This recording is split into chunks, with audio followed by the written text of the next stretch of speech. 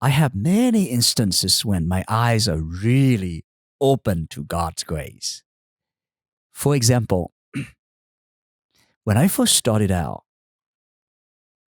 I was, what am I supposed to do? Where do you go find vocations? Uh-huh. Who do you talk to? What am I doing here? I just become a priest for 4 years. Now I'm vocation director. What am I going to do? Who do I talk to? Did you feel unworthy? Amazingly, absolutely, infinitely unworthy. Uh-huh. And I was lost. I was a lost soul. So I remember that day I was so stressed out. And I thought, okay, forget it. I'm so stressed out. I don't know what to do. I'm just going to, it's too bright. I don't have an evening appointment. I don't know who to meet. I'm going to go out to the golf course and hit some golf and de-stress. So I went to Shoptown, Bel Air. Afterward, I can eat some Vietnamese soul food there, right? Uh-huh. So because I play by myself, they pair me with another guy and we play. And when we were walking up to the green of the last 18 hole, the guy turned around and asked me, hey, by the way, what do you do for a living? Uh-huh. I said, I'm a Catholic priest. I said, yeah. Oh, well, where? What parish? I said, in fact, I'm the new vocation director of the Archdiocese. My job is to go out and talk with young people and recruit and invite them to join the seminary. So, hey, if you ever thought about a seminary, oh, in fact, I'm Catholic, Father. I said, where do you go? John Vianney. Uh-huh. And he said, yeah, I've been going to church there. I've been going to adoration. So I said, hey, if you ever want to become a priest, hey, or think about it, give me a call. I took out my brand new card, fresh business card, vocation director, with my phone, email. I gave it to him. And hey, nice meeting you. Call me if you ever want to talk. Sure enough, few months later, almost a year, he called me. He said, Father, I was going to adoration and I started to feel the call, but I'm trying to run away from it. And of all the places in the world, out in the golf course, on that one day, I got paired up with the brand new vocation director of the Archdiocese. Yeah, what are the odds? So today, his father, Justin, serving out there at St. Ignatius in our diocese. Isn't that amazing? Wow. That's grace. That's grace. And then you get to see these guys, they come in, some are still immature, some still try to figure out, some have their own defects. You get to know them a lot. And you literally watch them over the year.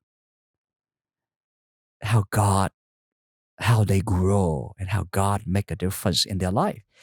When I saw Father David Michael, he was a young kid.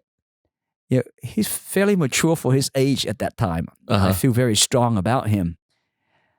But now he's like a great priest. I'm glad I treated him well when I was his vocation director.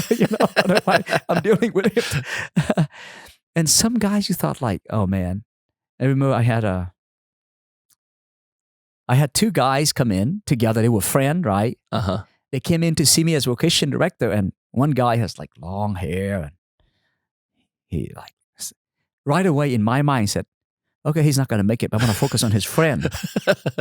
His friend, very solid, sharp, great.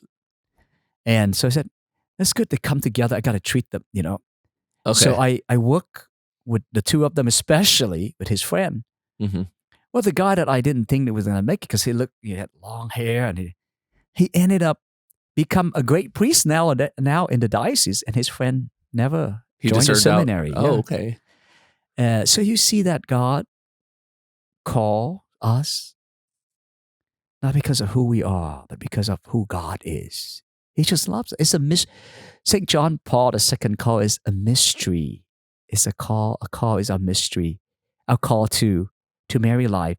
There is millions of ladies in the world. Yes. Why do you meet your particular wife? God did not always say it. That remember that God brought you together to lead that vocation, so that as a husband you can be Christ to your spouse as Christ was to the church.